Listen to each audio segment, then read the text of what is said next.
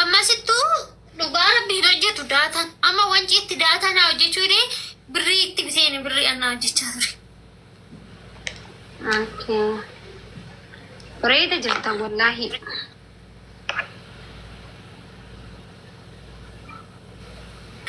Jaan kuma tokko kumaaf 700 baasuun bareeda.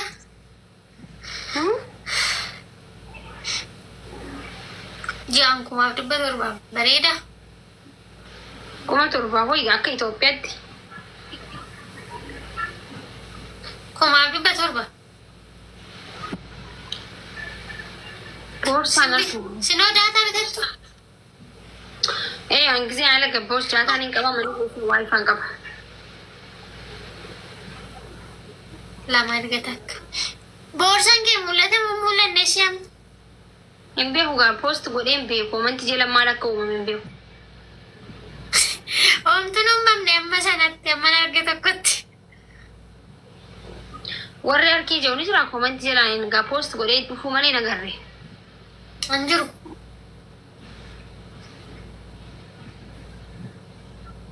Yaa. Guys, maaki jala borsaan fudhatame arga. Doolaara meeqa keessa raayu? Duraan dhibba sadii akkanaa keessa jiraachuudhaan immoo dhibba sadii duraa dhibba sadii.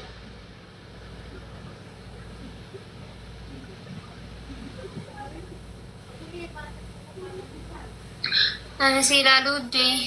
Qarshii meeqa nama duraa dhibba sadii jechuun Itoophiyaatti? Qarshii meeqa guys? Doolaarri dhibbi tokko meeqa? Doolaarri dhibbi tokko 14,000 minnaan ta'e? Doolaarri dhibbi tokkos? 45,000? No. Ne?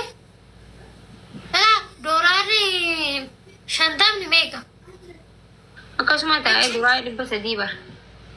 Doolaarri dhibbi sadii birrii Itoophiyaa 45,000 ta'a?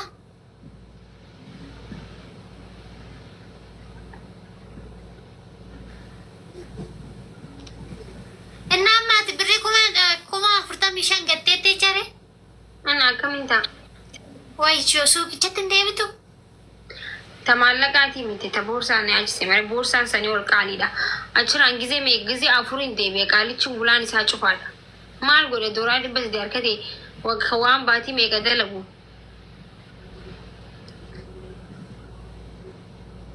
Waayee እናንተ ሳብደኔ kan boorsan an gaddisiisneet kan doolaaraan an gaddisiisneet boorsatu na gaddisiiseet maakushaa birriin 45,000 bar. Maallaqa miti maaliif jennaan boorsaa santu naqqaali namaan na erge saayibati jaan na erge waan namni na erge tokko maallaqa caalan kabajanii beektaa waan san.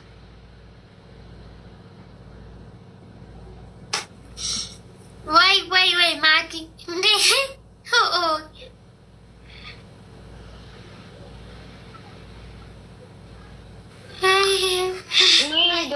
Na ergaa mee bakka guys maallaqni sunis na yaachise akka biiftuu na ergaa bakka. ergaa fidu gaa rabbi.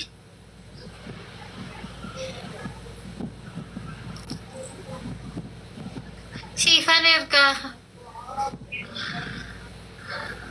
Asumarra giiftii na hannu.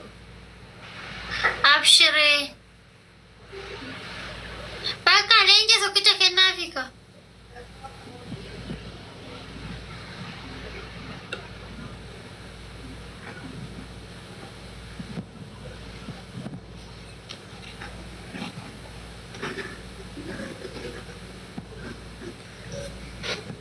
Anas. Leenca tokko.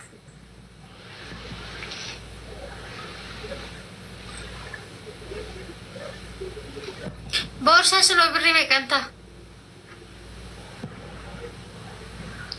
Qaaliidha boorsaan. 5,000 Itoophiyaan ta'a? 5,000 jechuun maal jechuu? 5,000 birriidha.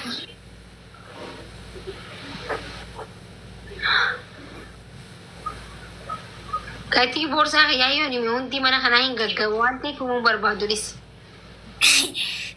Sti gimmaashu masaahim nummoo lamayti fi goonet taraddaatu naante gimmaasha saahim Isi wallahi nama gadduusun fedhu guyyaa adii kana. Booda Mansuur Jamaal taatee naan jaanamma. Aan bar hin jaaladhu.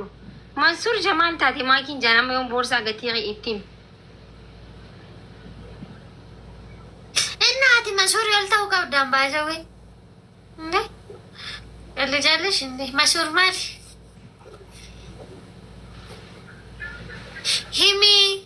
Himi siin jedhu koon. Boorsaa kiyya tokkichi bade suni suufa Mansuur abbaa jaanii bitashi. Suufa Mansuuruu abbaa jaanii bita. Ngwaan Mansuur ta'uu miti. Naante qaa suufiin uffatu jechuudha biyaasa 100,000 qaba. Jataa 100,000. Amma gargaabuu sun dhugumau.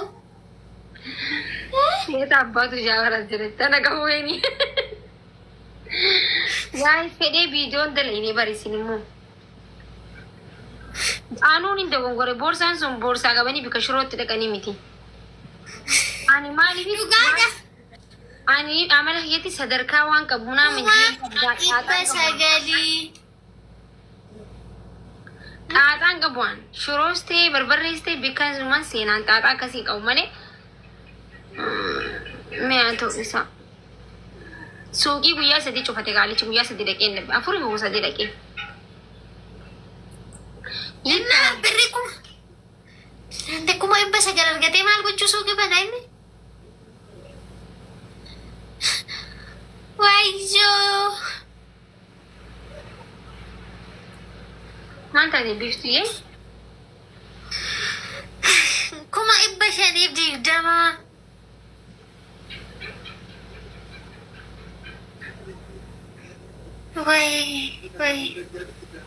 Wai, ano daw si tayo abaden de mo malate jechuun siimiti ka odo si tayo odo na taate amma inte jechuun inde kuma dhibba shanii fi 20 birrii Itoophiyaa daradhee uma birrii kana lakkaa hin beeku. Maal gochaati boorsaa akkamitti mana shiroo seessitaan dhuguma. Namni gisee waa bitu bika tokko numa goraamre. Mana shiroo boorsaa birrii 500 baatteemu. Yennaati yeri 1,500 waa'ee 1,500 yoom dubbadde nama. Akkas ta'e kaa silkicha akkas ta'e jechuun hin dammarre laasuu fi masuud jennee dammarre. Dammarraan akkas ta'e. Hin dammarre hin jenni.